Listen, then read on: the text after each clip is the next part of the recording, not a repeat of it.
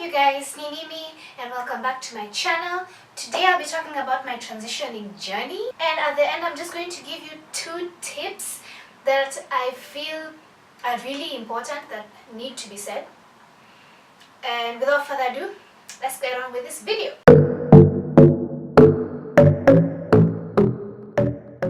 So I have transitioned a total of 2 times in my life. I relaxed my hair when I was quite young because my scalp was really tender, and every time I go to the salon I'd be crying, I'd be bawling my eyes out, and I'm like, I can't handle this natural life. Okay, I didn't say that when I was like 5, but like my mom came to the conclusion that it's better to relax my hair than see me in pain day in, day out. And like, I was in pain. Like, it's really painful. Even right now, because I'm so used to handling my hair, whenever I go to the salon and they start touching my hair, I start feeling like they're being too rough. But anyway, I relaxed my hair when I was quite young. I think I was around 5 or 7. And I relaxed my hair because of the pain I always used to feel when my hair was getting styled. But in 2010, I think 2010 I was 11, I decided that I wanted my natural hair back. So I stopped relaxing my hair, and basically now when you stop relaxing your hair, you know you have the thick undergrowth and then the relaxed ends. So 2010, 2011, 2012, I did not relax my hair at all. My hair started growing out really kind of thick.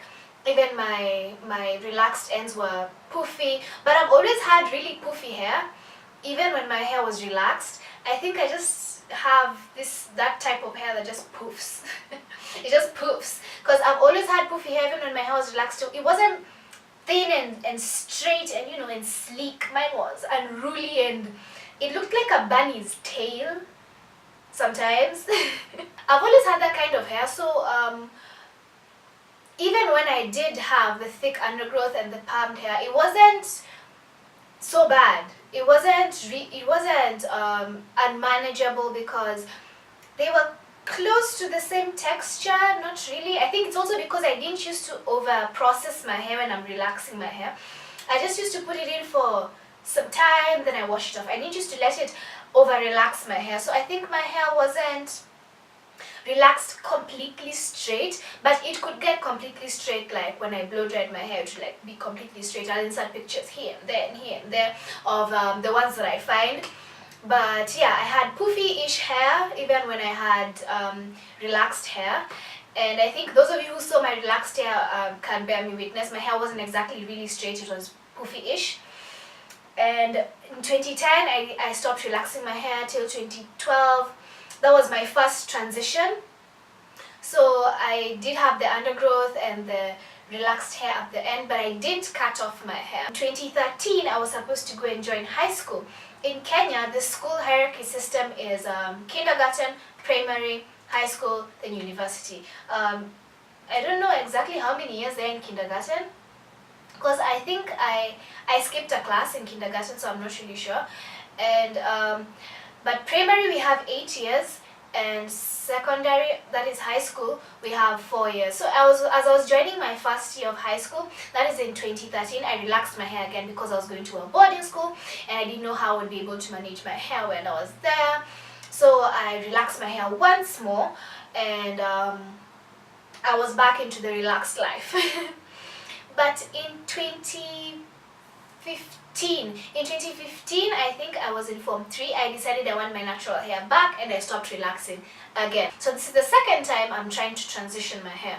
So I stopped relaxing again in 2015. I don't remember exactly which month, but I stopped and I started getting the thick undergrowth back. And how I would maintain my hair during this transitioning times when I would stop relaxing my hair, both in primary school and in high school, is I would put my hair in cornrows. But I know this is easier said than done if you're not in school, because there's some people who don't have confidence going out with the cornrows. There's some people who just don't like cornrows on their hair, or they don't like how they look in cornrows, or they just don't want to cornrow their hair. Boo, you do you, I guess. Because I was in school, putting cornrows in my hair and maintaining my hair in those cornrows and maintaining my transitioning hair in the cornrows was quite simple for me. So I guess I transitioned at the right time. I think I can say that I transitioned at the time that was most convenient for me to style my hair in a way that my transitioning hair would be protected. And in 2016 April, this was my last year of high school, I had my big chop. I just had it in the front yard and my mom cut off the chemical part of my hair. I hope she got it all. I don't really know, because at this time, you guys, I was moving forward with no knowledge at all. I didn't know how to take care of my natural hair at all, because like I said, when I was young, I relaxed my hair quite early.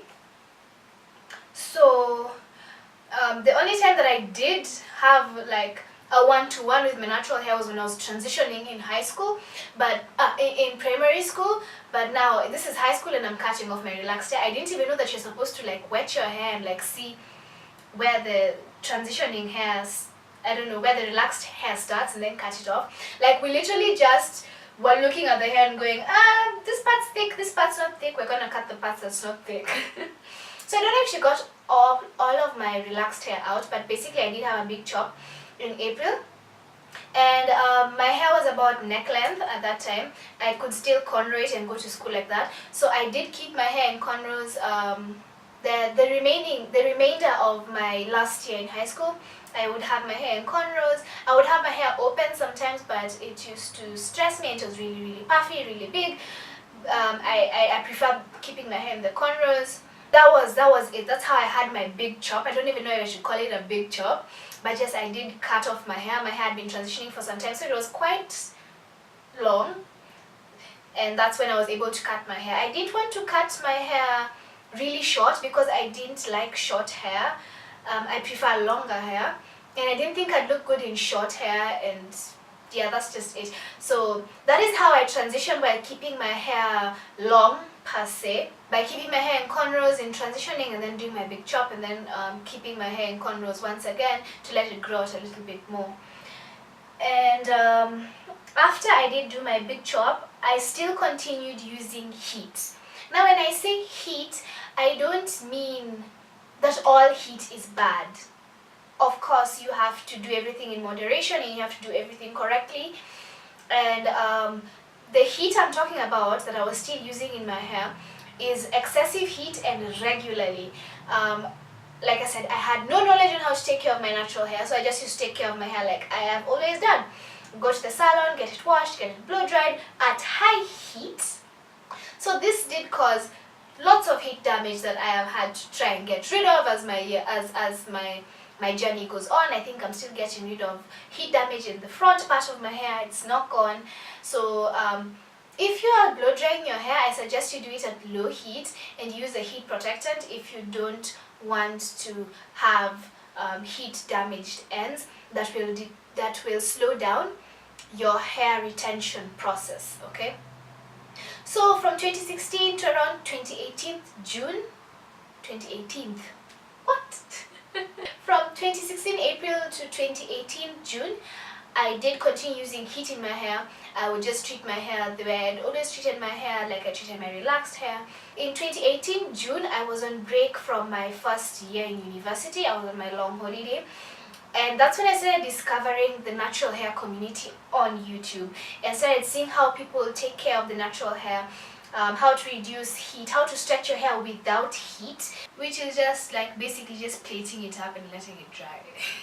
That's how I used to stretch my hair, and I'd leave my hair in those plaits till I wash my hair again. Like, I didn't used to touch my hair at all until it's time for the wash day. I wouldn't detangle my hair. It would always be protected and moisturized because it's in a protective style. And that's really when I started seeing growth in my hair. Like, I know most people will not want to hear this about putting heat in their hair, but this is like from my own personal experience.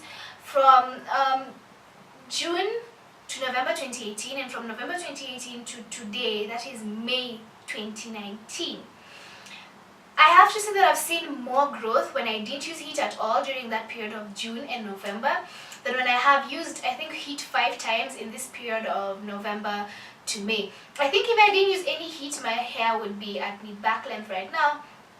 But also, again, I have cut my hair twice this year. I cut it in January. I think I cut off 1.5 inches, and I cut it last week. Yeah, I cut it last week again because I'm still struggling with my heat damage from those 3 years that I was using heat on my hair. My ends, especially at the front, they're still really bad, and they still need to be chopped off more. As I continue my journey, I might get a professional opinion from someone, but that's basically how I transitioned from my relaxed hair to my natural hair. It's not the healthiest hair, especially at the front, but at the back, I'm pretty sure it's healthy. I'm pretty sure it's fine. I don't think there's any way to get out of cutting your hair. A friend of mine was asking me, she's actually the one who recommended this. She's actually the one who asked for this video. Her name is Helen, and she was asking me, okay, how do you transition without like getting your hair cut short? How do you keep your hair long while transitioning? Also, how do you maintain your hair when you're transitioning? Because these are two different hair textures in your hair. There's the natural kinky curly one, and then there's a straight relaxed one. So when your hair is out, when you've just washed it, you can see the blatant difference between the two, and you're just like, yikes, maybe you might not like it. But I don't think there's any way to get out of cutting your hair. The only thing you can do is prolong the duration for cutting your hair, depending on if you want short hair or longer hair. Like for me, I wanted longer hair, so I kept my hair protected until it was long enough for me to be comfortable with cutting it, and then I cut it. But I don't think there's any way to get out of cutting your hair. If there is, I've not heard of it. I have not tried it either, and I cannot vouch for it. Yeah. The 2 tips I want to give you guys who are transitioning, who are thinking about it, who want to, or who have just finished transitioning is transition only if you want to, and cut your hair when you're comfortable. Okay? I'm putting that as one point because only transition if you want to. Transitioning is not exactly the easiest process. That's why there are cases of very many people transitioning like even up to 10 times, because during the stage of transitioning they start seeing their hair is looking all weird and bonky, and they're like, I can't have both of this because it's not the best of both worlds. And they just relax the hair again. But people who are really out to get their hair transitioned, who really want the natural hair back, you see them just getting the hair cut off immediately and just start from new growth, and they never like regret it, they never look back like even once. So you need to transition only if you want to. If you do not want to transition your hair, you probably won't transition successfully, okay? And then cut your hair when you are comfortable. I say this because like people have different preferences. No one rush you into cutting your hair if it's not at the length that you want it to be. I took some time to cut my hair because I didn't want my hair to be very short. So I don't think there's any rush with cutting your hair. You don't necessarily have to go through a short hair phase. You can just like cornrow your hair or braid it and protect it until it's at a length that you feel, okay, if I cut my hair here, I'll be comfortable with it. Then you can cut your hair. Otherwise, I feel like you're gonna regret the decision, and this process of transitioning won't be a beautiful experience for you. Please